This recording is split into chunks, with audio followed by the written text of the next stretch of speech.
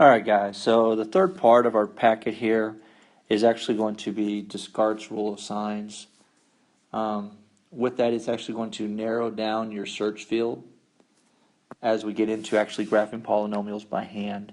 Because when we do the rational root theorem next, you're actually going to come up with a list of possible rational zeros. And somehow you have to have a way to narrow it down because sometimes your list can be quite lengthy. So Descartes' rule of sign is a nice way that helps you narrow down your options. As you find one, you can start narrowing down and eliminating other options.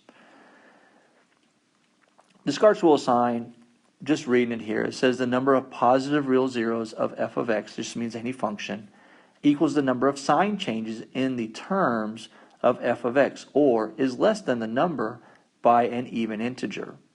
So we'll kind of dive into that here in a second. And the other option says the number of negative real zeros of f of x, which is any function, equals the number of sign changes of the terms of f of negative x, or is less than this number by an even integer. Now the f of negative x is the same exercise as when we did the even, odd, or neither functions.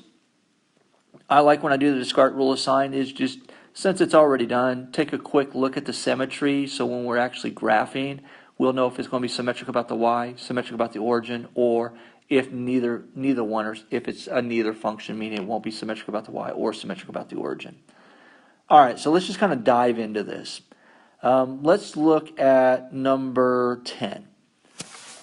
Number 10 is negative 3x to the fifth minus 4x cubed plus 5x plus 7. Now when I look at this, I'm going to look at my very first sign. It's positive. I'm going to look at my next term. It's positive. Did my signs change? No. So far I have 0 sign changes. When I have a negative here. I looked to the next term. I have a plus, so I had 1 sign change. So far I've only had 1. And now I have a plus to a plus, so I only had 1 sign change.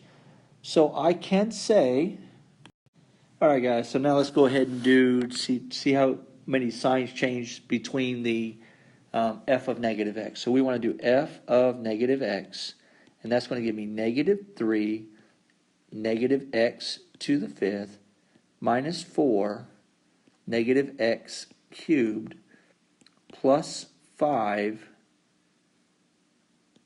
negative x, and then plus 7. From here, negative x to the fifth power is just negative x, and a negative times a negative gives me 3x to the fifth. Negative 4, well, negative x to the third power is negative x cubed, and negative x cubed times negative 4 is a positive 4x cubed. And of course, 5 times negative x is minus 5x. And of course, we have our plus 7. So now we're going to simply just look for our sign changes. In front, positive. Here's positive, so they did not change. But positive to negative, that changed, so that's 1 change. And of course, we go from negative to positive, which is 2 changes again. Therefore, we can say you can have 2 or 0, 2 or 0 negative real roots. Now, if you look, if I have 0 negative real roots, that means I'm going to have 2 complex. But just from the previous, if you have 2 complex and 1 positive real root, that's 3. Now, there's other things going on as well.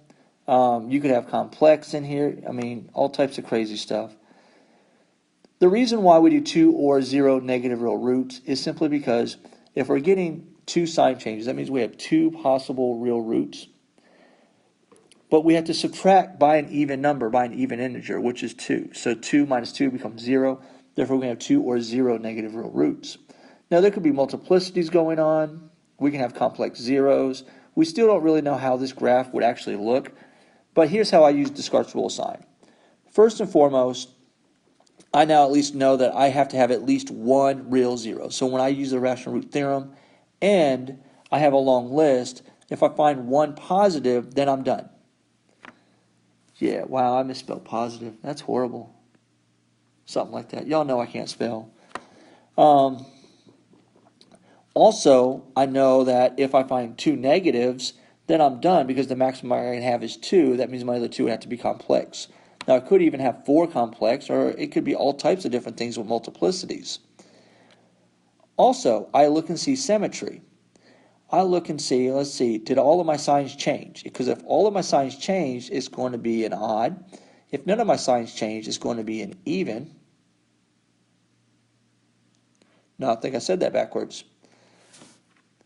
F of negative x equals f of x. This is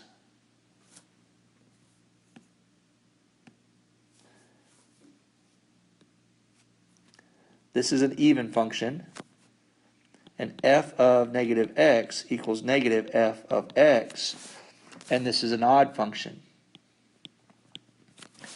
Now, the even odds tells us where it's symmetric, if it's symmetric about the y, or if it's symmetric about the origin. Now, odd functions are symmetric about the origin because I remember O, or odd, also starts with O for origin, and then that leaves even being symmetric about the y. When I look at this, all my signs, they didn't either all change or not change. It's all kind of mixed up, so it's a neither function. So at least I know by real quick that this graph, before I draw it, if I draw it and it ends up being symmetric about the origin, or if I draw it being symmetric about the y, it's not right.